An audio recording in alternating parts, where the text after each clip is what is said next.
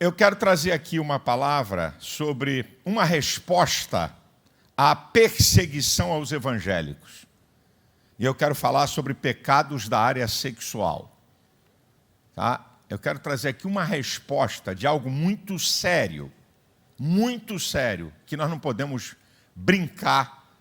E porque eu vou dar uma resposta à perseguição aos evangélicos, eu vou falar aqui e vocês vão entender porque eu vou falar de pecados da área sexual. Coloca aí, meu filho, o banner da notícia sobre o que aconteceu na Bahia.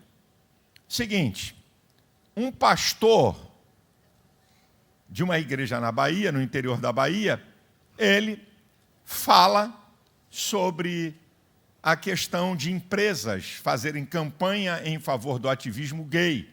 E ele então fala para a igreja boicotar essas empresas. E também na palavra dele, ele usa a palavra homossexualismo.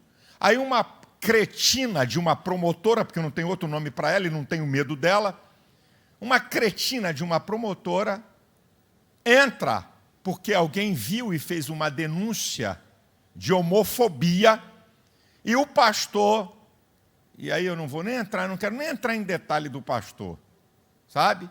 O pastor, com medo, sei lá o quê, aceita fazer um termo de ajuste de conduta para que durante 30 dias na igreja, em tudo que é culto, ele se desculpe pelo que ele falou. Eles sabem com quem eles fazem. Vem fazer comigo, vem.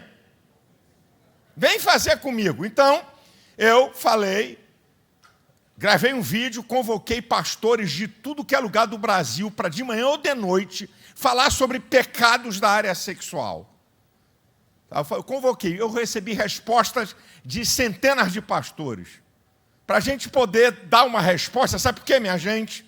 Se nos calarmos e nos amedrontarmos, essa gente vai querer determinar o que um pastor fala dentro da igreja. Aqui é que está o perigo. Então, antes de analisar um texto da Bíblia, eu quero colocar aqui a Constituição brasileira, a lei maior. O artigo 5º da Constituição é cláusula pétrea. O que significa isso? Você muda a Constituição, mas não pode mudar o artigo 5º. Fala das garantias individuais. Não muda. Você muda vários artigos da Constituição. Se eu não estou enganado, são 5 artigos, ou 4 ou 5, que são cláusula pétrea. A federação, a eleição, não muda. Muda a Constituição, mas não pode mudar. Ok? Fala, meu filho.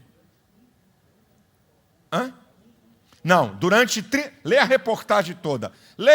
Eu já li a reportagem toda. Vamos aqui, senão vai me perturbar aqui. Eu li toda a reportagem, estou botando um detalhe aqui. Vamos lá. Então, o que a Constituição me ampara para o culto? Vamos lá, vamos começar. O artigo 4, põe aí. Tá? Aqui é o artigo 5º, tá? Que é o caput, não é? Do artigo. O inciso 4. É livre a manifestação do pensamento, sendo vedado o anonimato. Então, manifestar o que você pensa é livre. Agora vai começar aqui a história de culto e de crença. Inciso 6. Põe aí. Tá? Estipula ser inviolável, tá? A liberdade de consciência e de crença.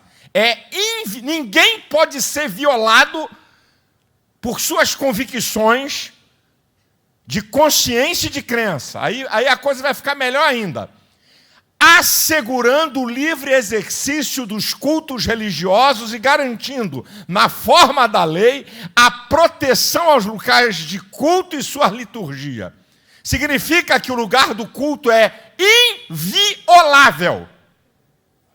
Além de você ter a garantia de que é inviolável, suas convicções religiosas de crença, certo? E de consciência, é assegurado o exercício dos cultos de maneira livre, garantido na forma da lei a proteção aos locais. Ninguém pode entrar num culto para fazer bagunça. Ninguém pode entrar, eu boto na cadeia. Se entrar aqui para arrebentar um culto, eu chamo a polícia e meto na cadeia. Isso aqui é Constituição, é direito, é garantia. Não pode. Nenhum culto. Polícia não pode entrar dentro de culto para mandar parar. Não pode. Não tem essa autoridade. É inviolável. Tá? Tá aqui. Isso aqui eu estou te falando.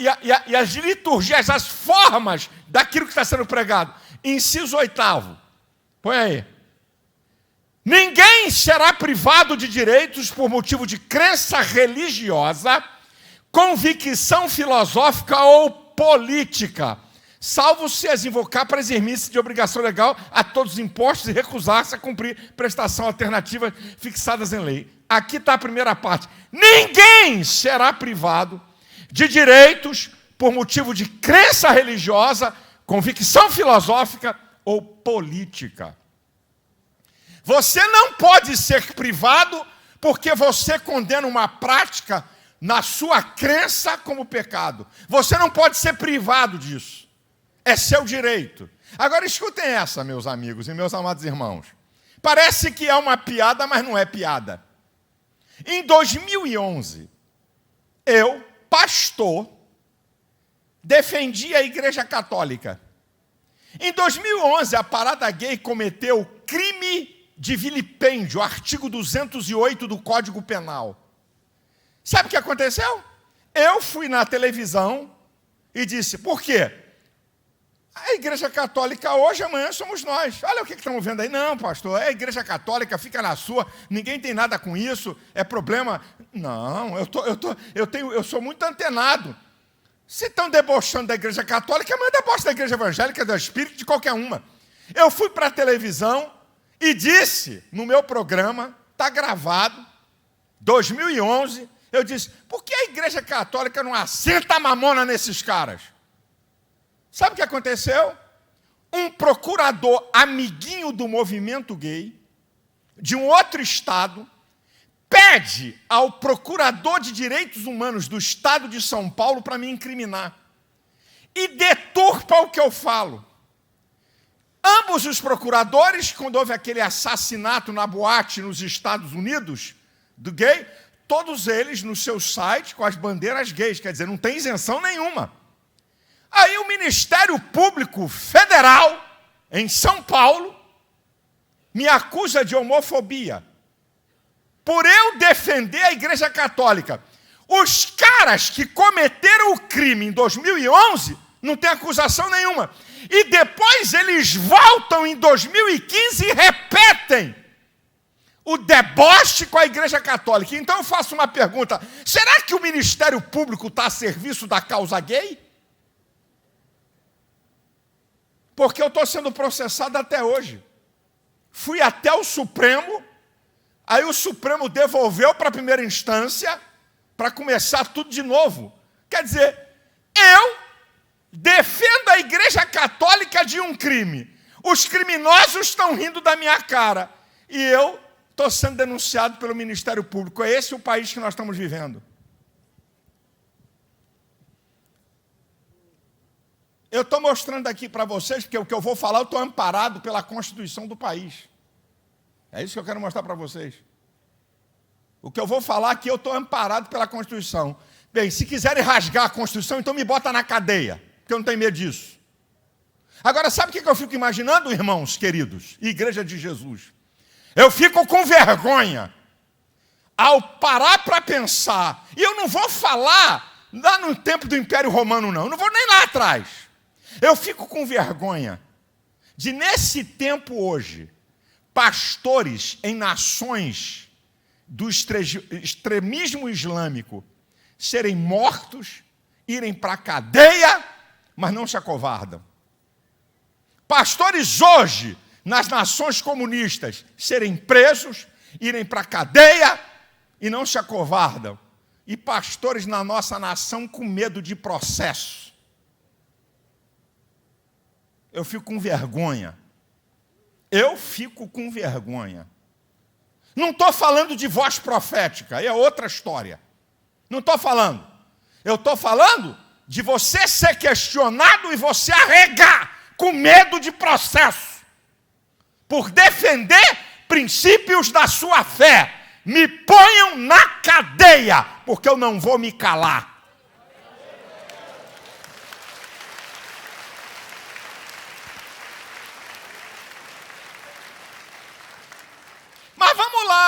A promotora disse que o pastor, ao falar de homossexualismo, isso denota doença. Deixa de ser ignorante. Qual é a diferença de homossexualismo para homossexualidade? Eles não suportam homossexualismo. Por quê? Homossexualismo denota comportamento e homossexualidade denota condição. Ninguém nasce gay. Ninguém nasce transgênero. Ninguém nasce. Eu provo na ciência e digo aqui e vou repetir, vou mostrar para você. Ninguém nasce. É um direito ser, claro. Nós não estamos aqui para impedir ninguém de nenhuma prática sexual que queira. Nem Deus impede, porque eu vou impedir. Deus pede conta das nossas atitudes. Impedir, não. Então, por que nós? Eu estou aqui para impedir alguém? Não. Eu estou aqui para apoiar que alguém cometa violência contra alguém que é contra meus princípios? Absolutamente não. Se eu ver alguém na rua batendo num gay, xingando, pode ter certeza que eu vou me arrolar como testemunha a favor do cara, do gay. Não tem mamãe nem chora. E se tiver como eu ando com policiais em minha volta, eu mando algemar o cara e vão botar, leva para a delegacia. Se eu presenciar um camarada homossexual ser agredido, né, xingamentos e tal, eu com o policial, prende, vamos embora, e vou apoiar o cara. Eu não estou aqui para isso, não vem aqui me confundir. Uma coisa é criticar comportamento, outra coisa é odiar pessoas. Vamos devagar com a louça. E eu conheço o jogo do ativismo gay. Ele quer misturar essas coisas. Críticas de opinião a um comportamento com pessoas. Então, homossexualismo é um comportamento. Homossexualidade é uma condição. E não é condição, é comportamento. Eu falei ontem aqui para a juventude da igreja. E eu pergunto a qualquer um deles. Escuta essa. Eu pergunto aqui à igreja. Alguém nasce fumando, sim ou não? A resposta é direta. Se eu perguntar a qualquer um, a resposta é direta.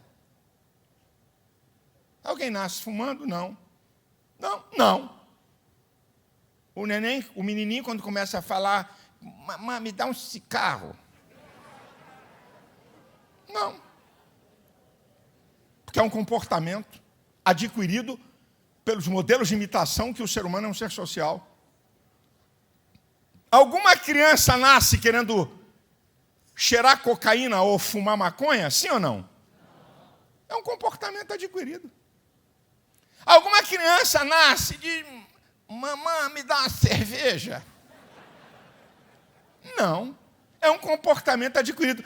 Agora eles querem botar na sociedade que na questão sexual é condição e não comportamento. Vocês entenderam esse negócio? Você pergunta a qualquer pessoa, como vocês responderam imediatamente. Alguém nasce fumando? Não. Alguém nasce tomando goró? Não. Alguém nasce cheirando cocaína? Não. Mas quando chega na área sexual, eles querem dizer que o camarada já nasce assim. Ou mudar um pouco agora, que o camarada quando nasce não é masculino nem feminino. É alguma coisa que a gente não sabe o que é. E que depois vai escolher ser. Só que tem um detalhezinho. E o que eu lamento é que a ciência, que muitas vezes debochou e peitou a religião, hoje se encurva a ideologia. Cientificamente falando, o sexo é biológico. A criança, quando nasce, tem uma predisposição de herdar características psicológicas do sexo que veio. A sexualidade, nas diferentes espécies, inclusive na humana, cumpre 3 funções principais. Isso aqui é a ciência. Dualismo, complementariedade e fecundação. Dualismo, 2 diferentes. Complementariedade, 2 diferentes que se completam. E fecundação, 2 diferentes para gerarem a espécie. Coloca qualquer prática sexual que não seja a heterossexual para ver se consegue nisso aí. 2 iguais não se completam. 2 iguais não fecundam. Isso aqui é ciência. Eu já disse, estou repetindo, Deus é tão incrível que em todas as células dos bilhões que você carrega, todas as tuas células definem se você é masculino ou feminino. Amanhã, qualquer um que morrer e um fragmento de um osso daqui a 1000 anos for achado, ninguém vai dizer, esse aqui é transgênero. Não, esse aqui não é hétero. Não, esse aqui é um... Não. Macho, fêmea.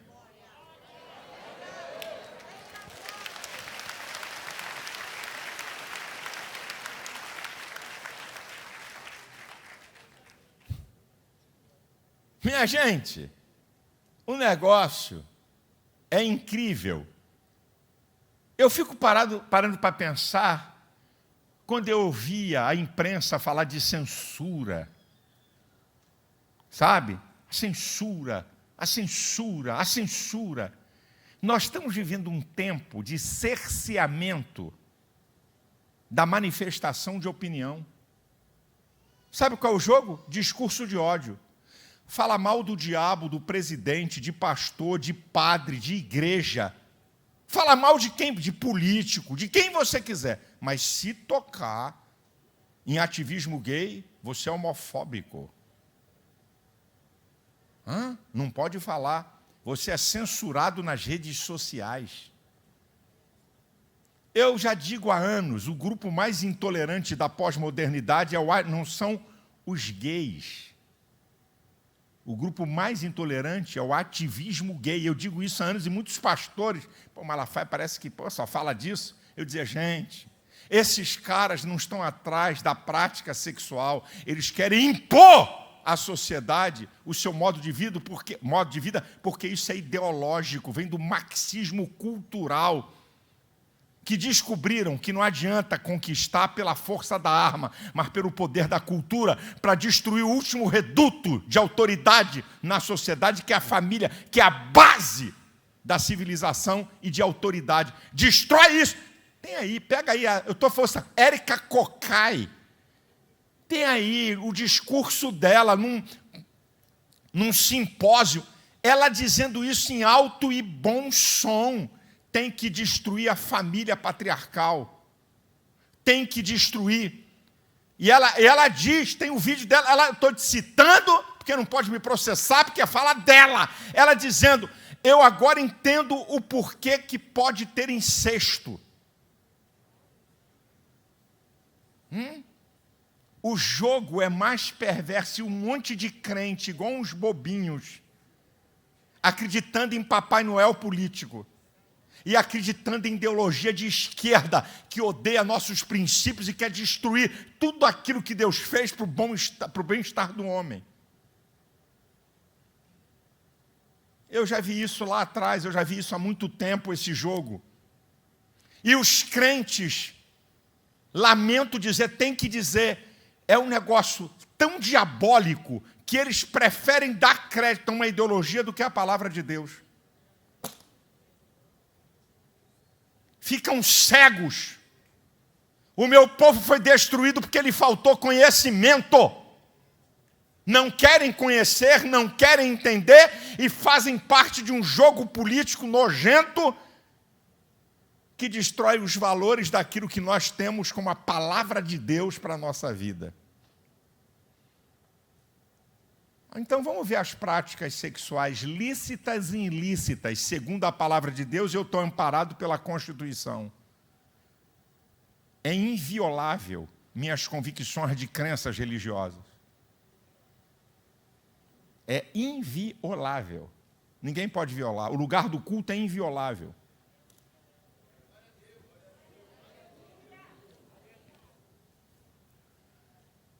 O ideal de Deus para relações sexuais é o relacionamento monogâmico heterossexual no casamento. É essa aqui que é a relação sexual lícita da Bíblia. Vou repetir. A relação sexual lícita da Bíblia é o relacionamento monogâmico heterossexual do casamento. As outras relações sexuais, que lá no grego é usada a palavra porneia, são as relações sexuais ilícitas. isto é, casados com outros cônjuges fora do seu ou com solteiros. Relacionamento entre solteiros. Relacionamentos de homem com homem, mulher com mulher, relacionamentos com animais, relacionamentos com criança, relacionamento incestuosos com membros da família, irmão com irmão, pai com filho, filha, mãe com filho. Toda a prática sexual dessa que a Bíblia tem um nome, porneia, é ilícita e é pecaminosa segundo a palavra e para quem crê. Aí eu vi um cara dizer, mas pastor, eu vi. Pastor, o senhor não leva mal, Jesus, eu não vejo Jesus, nunca falou nada contra a prática homossexual, Jesus é amor. Eu falei, filha, porque você não conhece nada de Bíblia. Porque se você conhecesse Bíblia, não está falando dessa arneira. Então eu vou te provar o que Jesus falou. É mais do que você imagina. Em Marcos capítulo 10, do versículo 6 ao 9, Jesus ratifica o que Deus fala na criação. Porque desde o princípio Deus fez macho e fêmea. Deixará o homem seu pai e sua mãe, unir-se-á à sua mulher, e serão ambos uma só carne. Como é que Jesus apoia relações homossexuais? Aonde?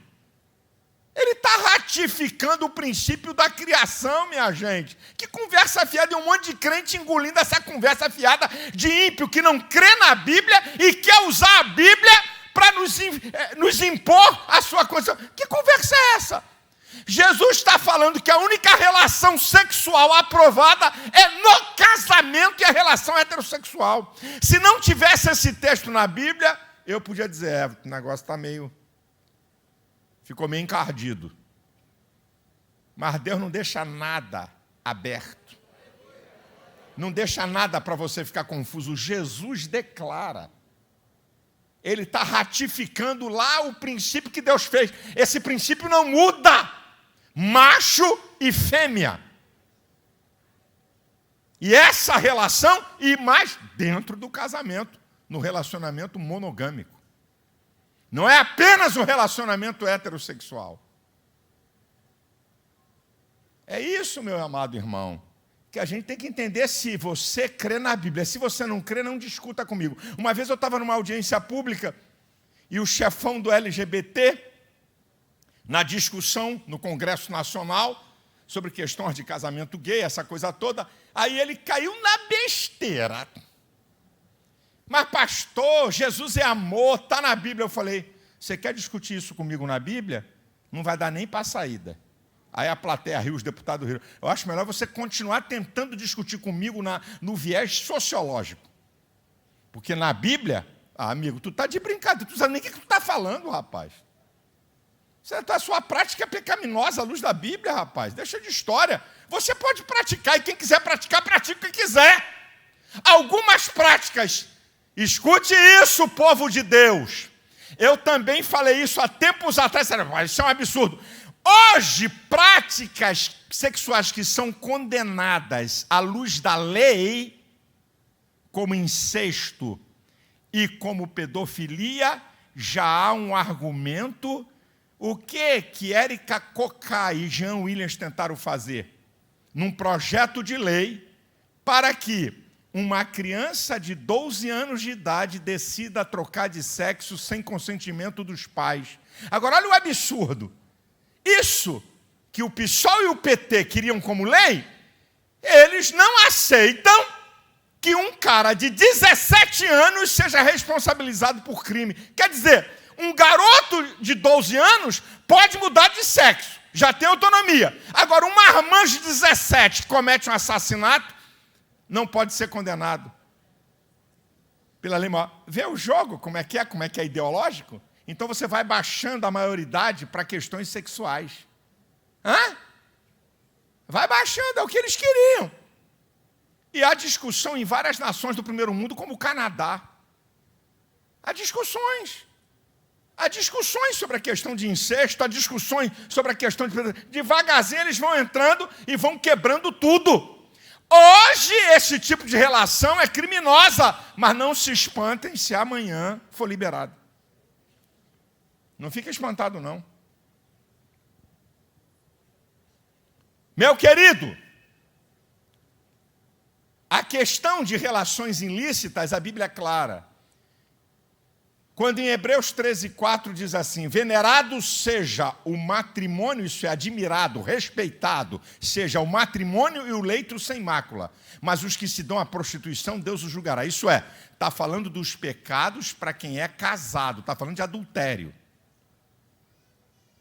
Mas quando você vem na Bíblia para questões de solteiro, Efésios, ou para questões de pecados sexuais, não de solteiro, para qualquer tipo de pecado que é fora da relação heterossexual, Efésios 5:3, o apóstolo Paulo vai dizer: nenhum fornicário, fornicação é outra palavra, são os pecados da área sexual, que a Bíblia também usa a palavra fornicação aqui no português, da porneia. Tá? Nenhum fornicário, impuro ou avarento tem herança no reino de Cristo e de Deus. E no versículo 5 diz, tá? No versículo 5, tá? Olha, primeiro no 3 diz: a prostituição, a impureza e a avareza nem se nomeiem no meio de vós como convém os santos. Depois no versículo 5 é o que eu acabei de dizer: nenhum fornicário, nenhum impuro, nenhum avarento tem parte no reino de Deus. Apocalipse 21:8 diz que na lista de quem vai para o inferno está lá fornicários, pecados ilícitos da área sexual. Apocalipse 21:8. Agora vamos analisar o texto de 1 Coríntios capítulo 6, versículo 10 e 11. Põe o versículo 10 na tela. Não erreis, nem os devassos, nem os idólatras, nem os adúlteros, nem os efeminados, nem os sodomitas, nem os ladrões, nem os avarentos, amam o dinheiro, nem os bêbados, nem os maldizentes, nem os roubadores herdarão o reino de Deus. A lista que está aqui não é só de pecados da área sexual. E também não é só a questão de relações entre homem com homem, mulher com mulher. Devassos. O que é a devassidão moral? Sexo grupal, sexo com animais. Bota para quebrar em todo tipo de baixaria. Isso aqui, devassos. Idólatras, não preciso explicar, que adoram ídolos. Adúlteros, olha aqui, tem uma... Está salientado aqui. Adúlteros, relações ilícitas de quem é casado. Efeminados e sodomitas. Aí aqui há uma discussão teológica que ele quer dizer o homossexualismo passivo e o homossexualismo ativo. Aqui, essa separação. Ladrões, vocês sabem. Avarentos, que amam o dinheiro. Bêbados, não precisa explicar. Maldizentes, só murmura, só fala mal, só reclama de tudo. Roubadores, não precisam. A questão aqui não é só da área sexual. Mas o apóstolo Paulo está dizendo: não se enganem. Não se enganem. Ele está dizendo aqui. E aí, o versículo 11 é muito lindo. Põe aí o versículo 11.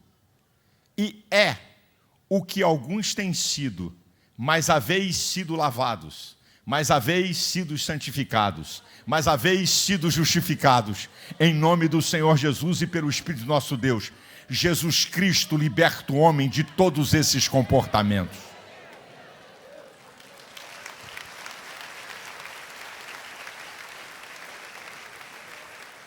Porque são comportamentos adquiridos na sociedade. Escute, por que caiu? Por que diminuiu o número de fumantes? Por quê? Porque não há reforço para o comportamento.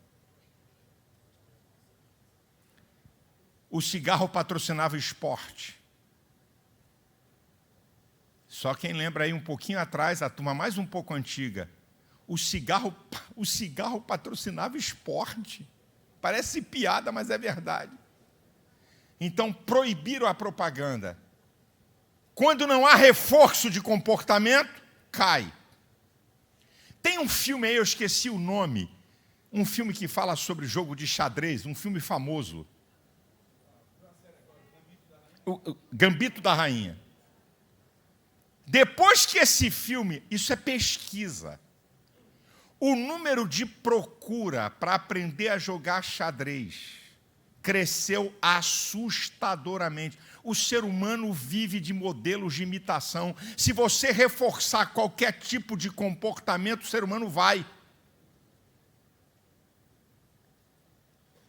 Não é só por questões de violência que isso também está dentro. Meu irmão, isso é provado. Grande parte de comportamentos homossexuais é fruto de violência. Isso é provado. Vamos deixar. Eles querem cobrir uma coisa que é verdade. Outros não. Modelo de imitação de um comportamento. O ser humano tem áreas erógenas. Em todo o corpo tem terminações nervosas. Se tocar, produz estímulo. E querem fazer isso a partir de criança, que é a maior das covardias, minha gente. Aí você pergunta, mas pastor, por quê? Por que essa questão dessas relações ilícitas, por quê? Por que o homem envereda por um caminho totalmente contrário à sua natureza? Vamos aqui ler Romanos capítulo 1, do versículo 24 ao 28. Vamos ler? Por isso também Deus os entregou às cobiças, concupiscência cobiças, dos seus corações, a imundícia, para desonrarem seus corpos entre si. Versículo 25. Pois mudaram a verdade de Deus em mentira, e honraram e serviram mais a criatura do que o Criador, que é bendito eternamente. Amém. 26. Por isso, Deus os abandonou às paixões infames, porque até suas mulheres mudaram o uso natural no contrário à natureza. 27. E semelhantemente, também os homens, deixando o uso natural da mulher, se inflamaram em sua sensualidade uns para com os outros, homem com homens, cometendo torpeza e recebendo em si mesmo a recompensa que convinha ao seu erro. Versículo 28. E como eles não se importaram ter conhecimento de Deus, assim Deus os entregou a um sentimento perverso. A Bíblia chama de sentimento perverso, para fazerem coisas que não convêm. O que é isso? Fruto de quê?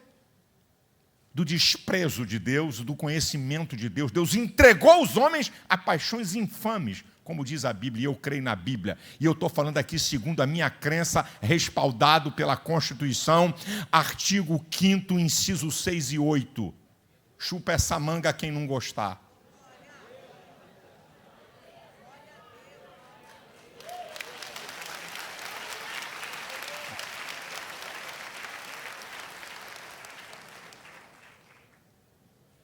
Igreja de Jesus e povo de Deus e líderes evangélicos, escuta o alerta que eu estou dando. Não sou único, mas sou uma voz profética nessa nação. Se os senhores se acovardarem, se os senhores tiverem medo de processo, tiverem medo de cadeia, se preparem que amanhã vão estar aqui dentro da igreja dizendo o que é que você pode fazer ou não e querendo obrigar pastor a fazer casamento gay. Mas eu quero dizer aqui, em alto e bom som, seja Ministério Público, seja Justiça, seja quem quiser que seja, se quiserem colocar uma lei nesse país que interfere com a lei maior, que é a palavra de Deus, fique certo que eu não me submeto a leis esdrúxulas que contrariam os princípios da palavra do Senhor. Se amanhã quiser botar na cadeia quem prega o evangelho, então vão me botar na cadeia. Se amanhã quiser botar na cadeia pastor que não pode falar sobre práticas sexuais ilícitas, então vão ter que me botar na cadeia. Eu não vou me calar, mas tem uma coisa, a história vai dizer assim, olha, tem uma meia dúzia de doido que passou por aqui, que não se encurvou ao pecado, não teve medo de homem, e eu quero declarar o que está em Hebreus 13:6. Por isso, ousemos com confiança dizer: o Senhor é o meu ajudador, não temerei o que me possa fazer o homem. Nós temos que entender o que é que a gente crê. Ou nós temos convicção, e eu vou dizer uma coisa: se os crentes da época do Império Romano, do comunismo, da cortina de ferro, se os crentes hoje das nações islâmicas viessem aqui, ficariam com vergonha de crentes e de pastores, de serem tão covardes, omissos e não terem convicção da sua fé. Essa aqui é a verdade, meus irmãos. A verdade aqui é nua e ela é crua. É tão bonito a gente ler na Bíblia, né? Aqueles que foram para a cadeia, os apóstolos, os crentes, que foram mortos pelo Evangelho, e pastor com medo de ministério público. Eu fico com vergonha. Eu fico com a Bíblia, o que Jesus falou nas bem-aventuranças em Mateus capítulo 5, versículo 11. Bem-aventurados sois vós, quando vocês forem injuriados, quando vocês forem perseguidos e quando mentindo disserem todo mal contra vós por minha causa. Exultai, alegrai-vos, porque grande é o vosso galardão nos céus, porque assim perseguiram os profetas antes de vós. Que igreja é essa? Que somos 30% da população, que temos força política e estamos com medo de gente incoerente, porque isso não é o ministério público totalmente, são alguns incoerentes que estão lá, e nós vamos nos dobrar, e nós vamos ficar amedrontados, e nós vamos ficar com medo de pressão. Que igreja é essa?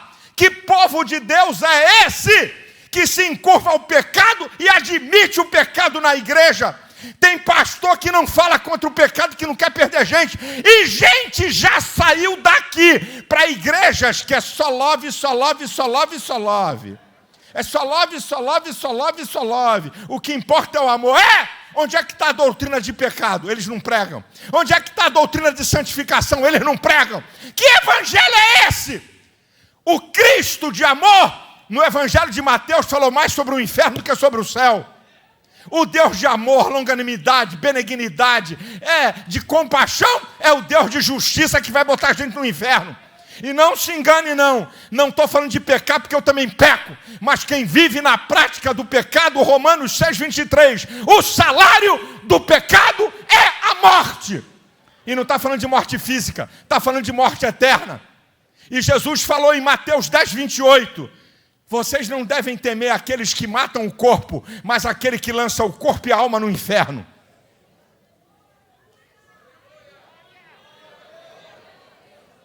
Nós estamos arregando com medo de uma minoria, porque a sociedade brasileira, em sua maioria é cristã e condena, mas ela está moada. Ela está moada. Uma minoria quer determinar sobre o nosso comportamento e sobre nossa crença e valor. Eu não vou aceitar isso. Eu não estou preocupado de crítica. Eu não estou preocupado de bobagem que pode estar escrevendo aí no canal. Pode escrever o que você quiser, não muda nada a minha convicção. Eu dou gargalhada. Quando eu vejo alguém meter o pau incomodado com o que eu falo, eu digo, eu estou no caminho certo. Eu estou na rota certa. Porque se o mundo vos aborrece, sabei que primeiro do que a vós aborreceu a mim. Se vós fosseis do mundo, o mundo amaria o que é seu. Como vocês não são do mundo, mas antes eu os tirei do mundo, é por isso que o mundo te aborrece. O dia que começarem a bater palma para a igreja, pode ficar preocupado que tem alguma coisa errada. E ver pastores que foram ícones, teologicamente.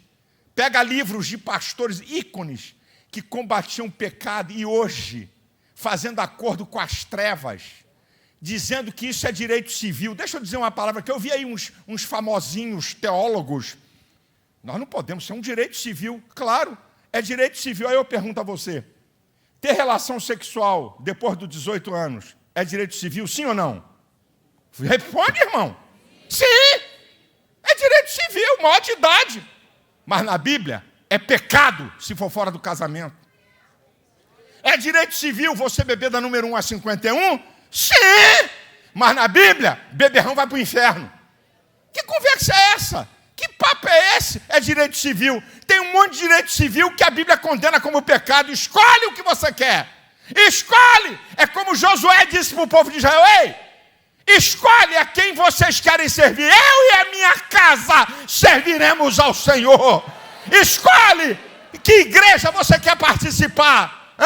É tudo bonito, é tudo bacana, é muito show, é muita música, é só mensagem para agradar e para alisar ego? Então vai!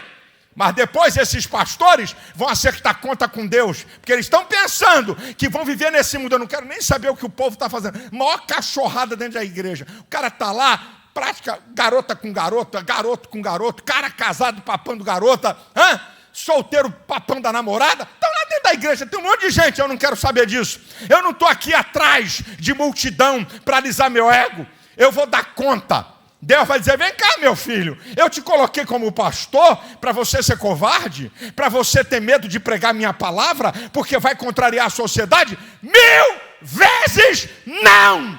Eu fico com a Bíblia, eu fico com Deus, eu fico com minhas crenças, eu fico com a palavra, e nós vamos pregar, e nós vamos falar, e vamos amar o pecador, mas condenar o pecado!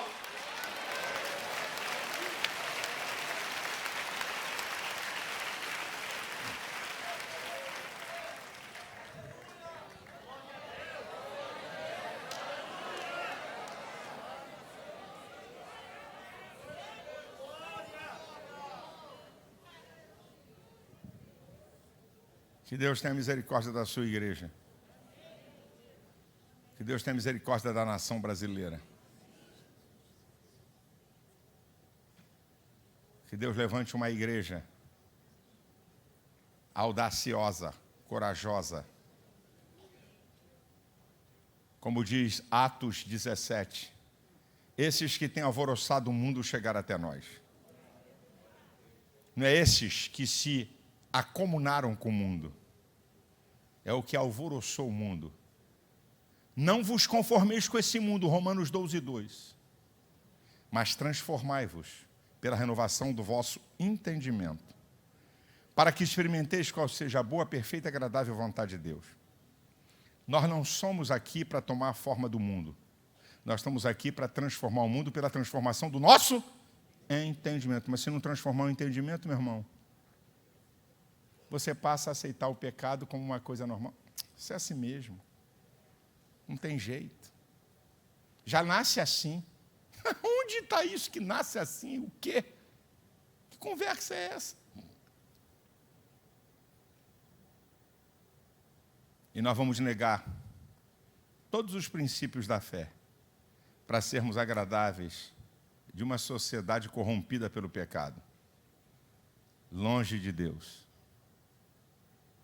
Quem tem ouvidos, ouça o que o Espírito diz à igreja.